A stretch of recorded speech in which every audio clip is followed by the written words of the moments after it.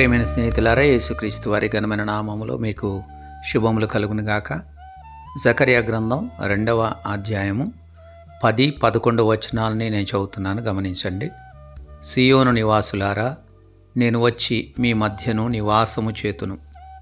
సంతోషముగా ఉండి పాటలు పాడుడి, ఇదే యెహోవా వాక్కు. ఆ దినమున అన్యజనులు అనేకులు యెహోవాను హత్తుకుని నాకు జనులగుదురు. నేను మీ మధ్య నివాసము చేతును. అప్పుడు యెహోవా నన్ను మీ యొద్దకు పంపి ఉన్నాడని మీరు తెలుసుకుందురు. దేవుడు మనిషిని సృజించినప్పుడు మనుషులతో ఆయన సహవాసం చేయాలని కోరుకున్నాడు. దేవుడు మనతో ఉండాలని కోరుకున్నాడు, మన మధ్యలో నివాసం చేయాలని కోరుకున్నాడు. ఇశ్రాయేలు వారు ఐగుప్తు దేశం నుండి బయటకు వచ్చిన తర్వాత మోషే గారి ద్వారా ఇశ్రాయేలులకు దేవుడు ఆజ్ఞాపించిన విషయం ఏంటంటే, మీరు నా కొరకు పరిశుద్ధ స్థలమును నిర్మించాలి. That I may live among you. నేను మీ మధ్యలో నివసించున్నట్లుగా మీరు నాకు పరిశుద్ధ స్థలమును నిర్మించవలను. దానిని మనం టాబర్నికల్ అంటాము.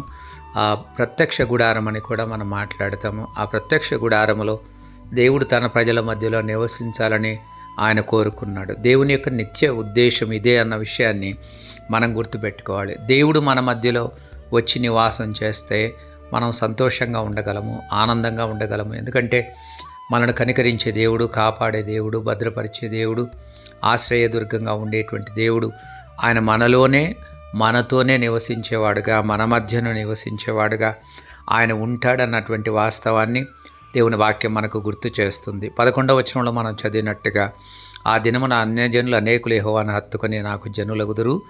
నేను మీ మధ్య నివాసము చేతును. దేవుడు అంటున్నాడు, I will dwell among you. నేను మీ మధ్యలో నివాసం చేస్తాను. God wants to be with us. God wants to dwell among us. దేవుడు మన మధ్యలో నివసించాలని కోరుకుంటున్నాడు. మనం పరిశుద్ధమైన జనంగా ఉండడం ద్వారా పరిశుద్ధమైన దేవుని సన్నిధిని మనం ఎల్లప్పుడూ అనుభవించగలం. ఇమ్మానుయేలుగా ఉన్న దేవుని యొక్క సన్నిధిని మనం అనుభవించగలం. ఆ సన్నిధి చేత మనం తృప్తిపరచబడతాము. సంతోషముతో, ఆనందముతో ఉత్సహించి గంతులు వేయగలిగిన పరిస్థితిని అది మనకు కల్పిస్తుందన్న వాస్తవాన్ని దేవుడు మనకు గుర్తు చేస్తూ ఉన్నాడు.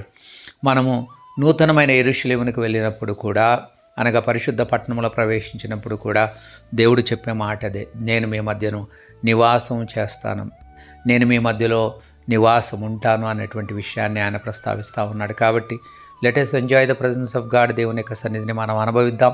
దేవుని సన్నిధిని బట్టి మనం సంతోషిద్దాం, ఉల్లసిద్దాం.